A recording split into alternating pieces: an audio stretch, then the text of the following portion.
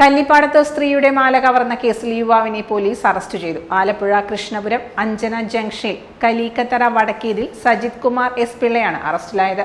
കല്ലിപ്പാടം പാറേക്കളത്തിൽ രാധയുടെ 2 പവൻ മാല ബൈക്കിലെത്തി കവർന്ന് രക്ഷപ്പെട്ട കേസിലാണ് സജിത് കുമാർ എസിനെ പോലീസ് അറസ്റ്റ് ചെയ്തത്. മോഷ്ടിച്ച ബൈക്കിലെത്തി സ്ത്രീകളുടെ മാല കവരുന്നതാണ് സജിത് കുമാറിന്റെ രീതി. മെയ് 20-ന് കല്ലിപ്പാടത്ത് രാധയുടെ കഴുത്തിൽ നിന്ന് മാല കവർന്ന് ഇടുക്കിയിലേക്ക് പോയി അവിടെ ബൈക്ക് ഉപേക്ഷിക്കുകയും ചെയ്തു.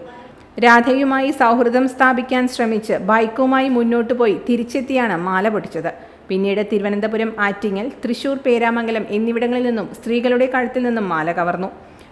മാല കവരാൻ ഉദ്ദേശിക്കുന്ന സ്ഥലത്ത് നിന്ന് ബൈക്ക് മോഷ്ടിക്കുകയാണ് സജിത് കുമാർ എസ് പിള്ള ചെയ്യുന്നതെന്ന് പോലീസ് പറയുന്നു. തിങ്കളാഴ്ച ആലപ്പുഴ വണ്ടാനം മെഡിക്കൽ കോളേജിന് സമീപത്തെ ലോഡ്ജിൽ നിന്ന് ഇറങ്ങി വരുമ്പോഴാണ് ഷൊർണൂരിലെ പോലീസ് സംഘം പിടികൂടിയത്. പോലീസിനെ വെട്ടിച്ച് രക്ഷപ്പെടാൻ ശ്രമിച്ചെങ്കിലും പിടികൂടി.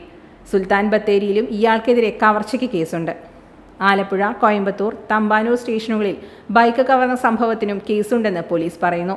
Inspector V Ravikumar, ASI K Anilkumar, senior civil police ഓഫീസർമാരായ T Riyas, T Sajeesh, CPO Sandhya എന്നിവരടങ്ങിയ സംഘമാണ് ഇയാളെ പിടികൂടിയത്. സജിത് കുമാർ എസ് പിള്ളയെ കോടതി റിമാൻഡ് ചെയ്തു.